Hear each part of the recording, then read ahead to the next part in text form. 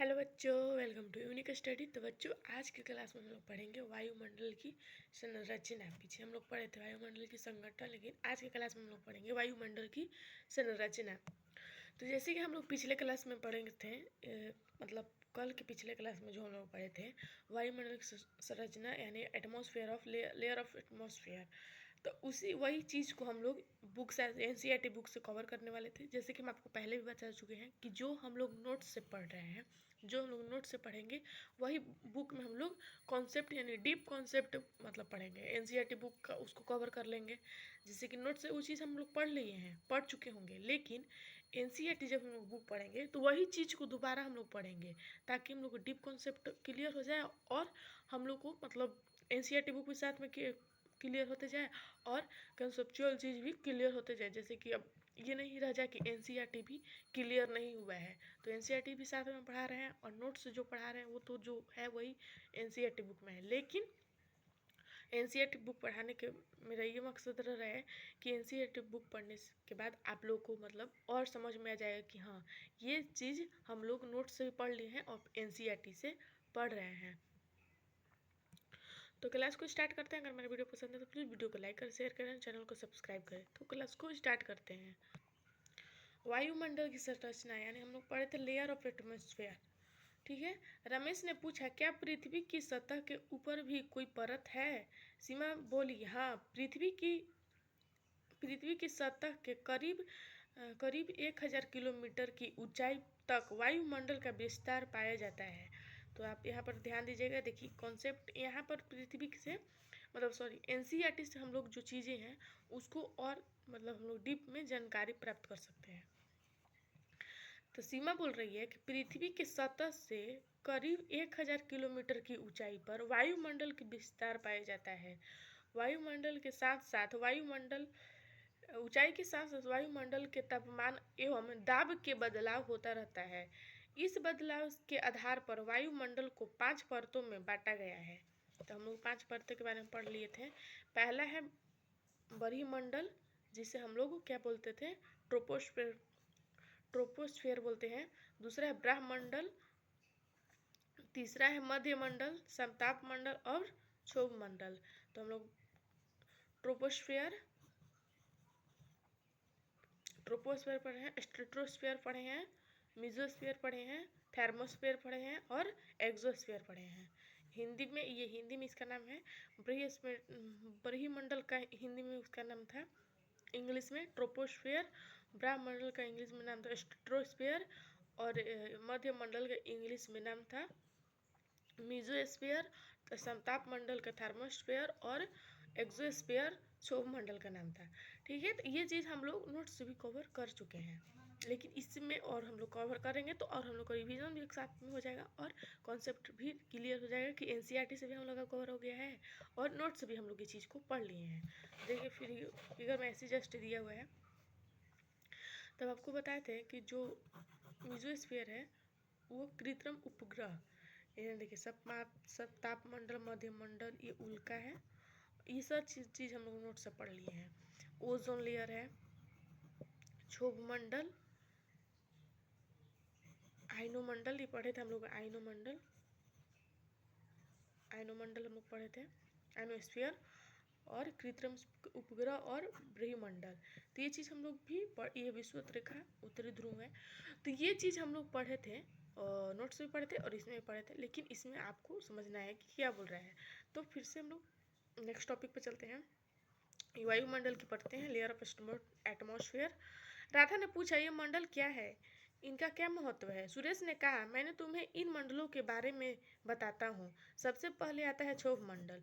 यह वायुमंडल की सबसे निचली एवं महत्वपूर्ण परत है। तो ये जो है एटमॉस्फेयर का यानी वायुमंडल का सबसे निचली महत्वपूर्ण परत है। मौसम संबंधित परिवर्तन इसी मंडल में होता है। तो जो मौसम का मतलब बदलाव होता है वो किस मंडल में होता है? क्षोभ मंडल में।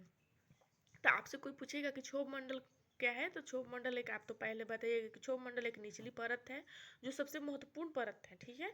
दूसरा है कि इसमें मौसम से संबंधित जो परिवर्तन होता है इसी मंडल से पता चलता है।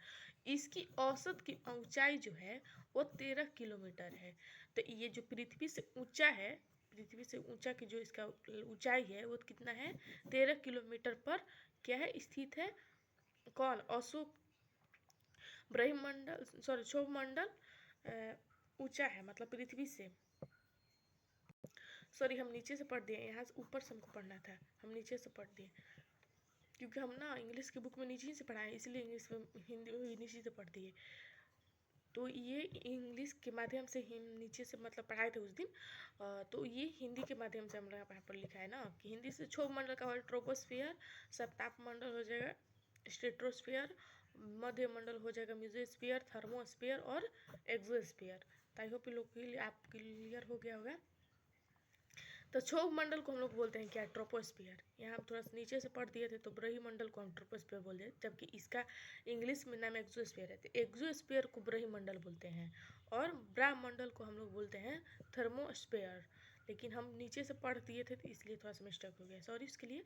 लेकिन जो हम शुरू से बताते रहे हैं कि क्षोभ मंडल को इंग्लिश में ट्रोपोस्फियर बोलते हैं, सप्ताह मंडल को स्ट्रेटोस्फियर बोलते हैं और मध्यमंडल को हम लोग बोलते हैं मेसोस्फीयर, ब्रह्मंडल को हम लोग बोलते हैं थर्मोस्फीयर, ब्रह्मंडल को बोलते हैं एक्सोस्फीयर। तो हम लोग अभी पढ़ रहे हैं क्षोभ मंडल। तो क्षोभ मंडल को क्या बोलते हैं, क्षोभ मंडल का क्या हम बताए हैं कि वायुमंडल का सबसे निचली परत है। और निचली परत जैसे कि देखिए, हम आपको क्यों ऐसे हम ये बोले हैं, जैसे कि एटमॉस्फेयर है, ठीक है, तो एटमॉस्फेयर का ये जो परत है, सबसे वाला ये जो परत है निचली परत, इसको हम लोग क्या बोलते हैं, देखिए ये जो परत है ना एटमॉस्फेयर का जो सबसे नीचे वाला परत है, इसको हम लोग बोलते हैं ट्रोपोस्फेयर, यानी क्षोभ मंडल, इसको ही बोलते हैं, ठीक है।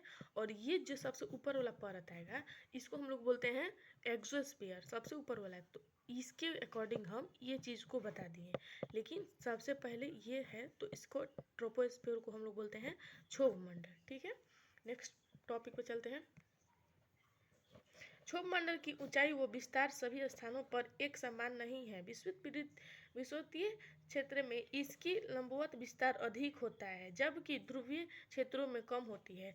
तो क्षोभ मंडल जो है, ट्रोपोस्फियर जो है, इसका विश्व मतलब पहले तो इसका लंबाई चौड़ा, जो लंबाई और ऊंचाई है वो सेम नहीं होता है, लेकिन विषुवत में इसका क्षेत्र अलग होता है और इसका जो ध्रुवीय क्षेत्र है उसका में इसका क्षेत्र कम होती है। तो अलग अलग जगह पे अलग अलग इसका क्षेत्र होता है।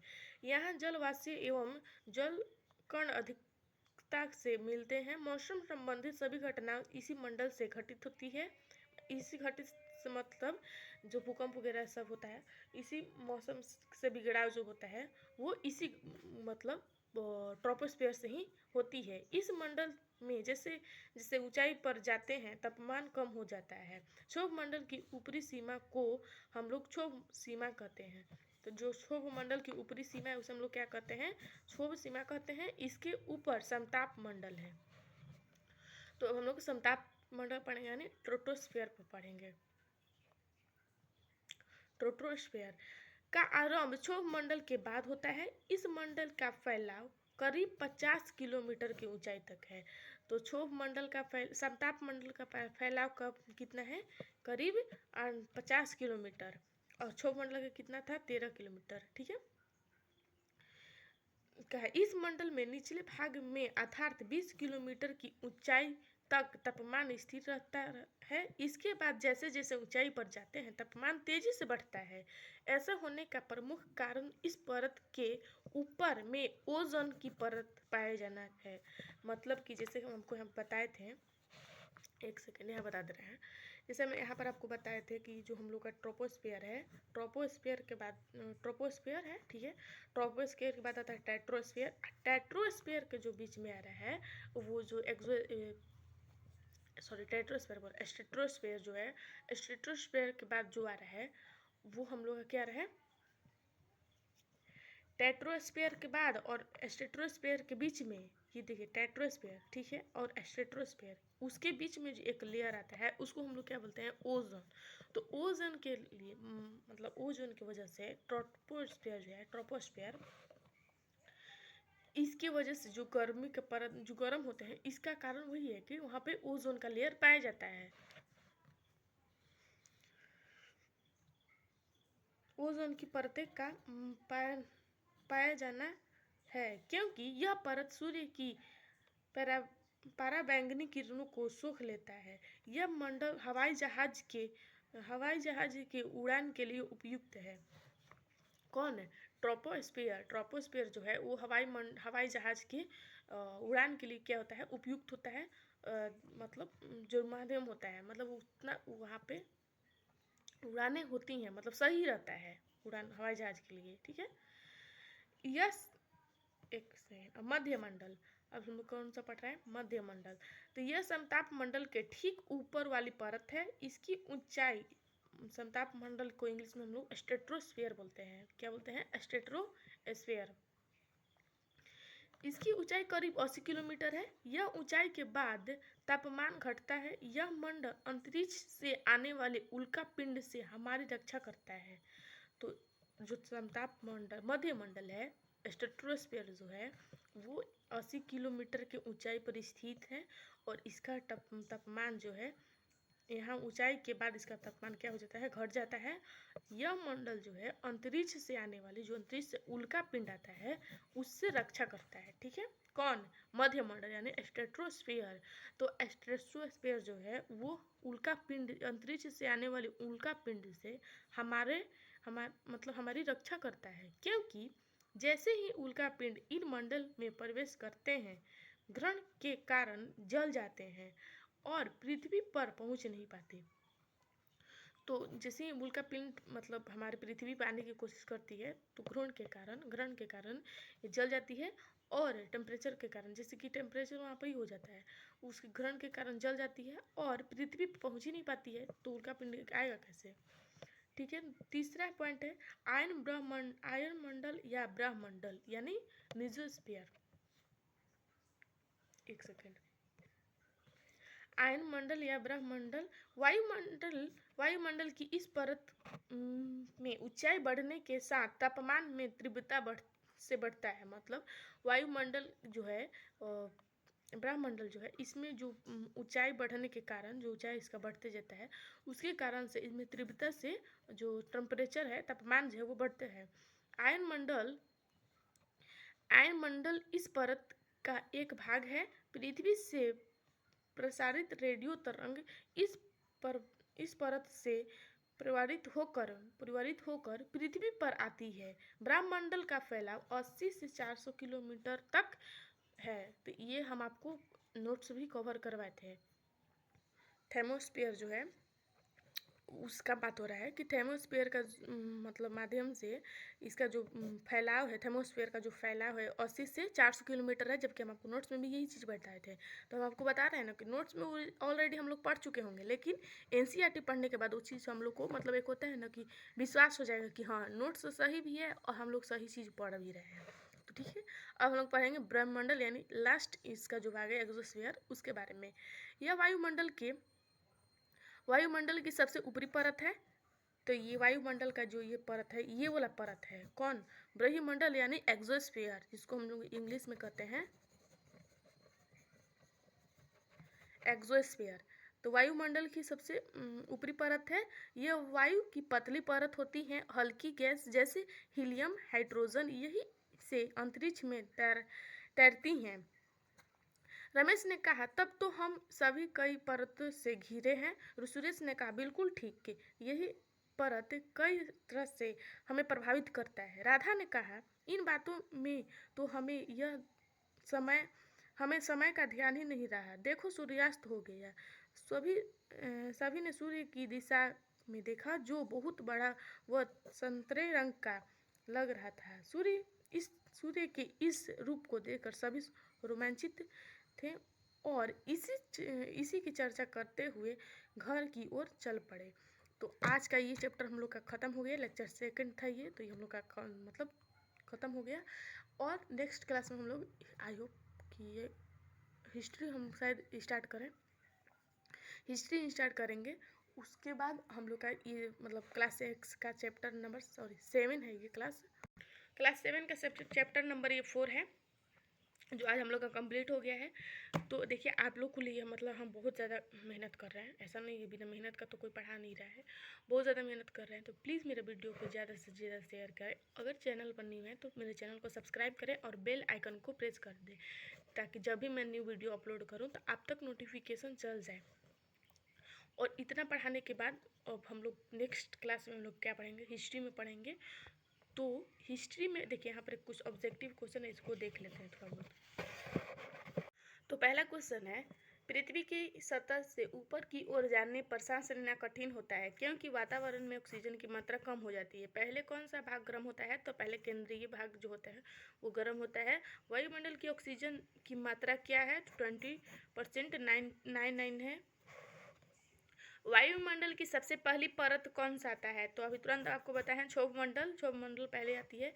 रेडियो तरंगे किस परत से पृथ्वी पर होकर पृथ्वी पर वापस आती है? तो अभी जस्ट हम आपको बताएं, आयन मंडल वो परत है जो रेडियो तरंगों से होकर पृथ्वी पर वापस आती है। तो आज के लिए इतना ही रखते हैं। मिलेंगे नेक्स्ट वीडियो में। अगर मेरे वीडियो पर चैनल पर नए हैं तो प्लीज़ मेरे वीडियो को लाइक करें, चैनल को सब्सक्राइब करें और ज़्यादा से ज़्यादा चैनल को शेयर करें। तो मिलेंगे नेक्स्ट वीडियो में, तब तक के लिए पढ़ाई करते रहें। All the very best, bye bye.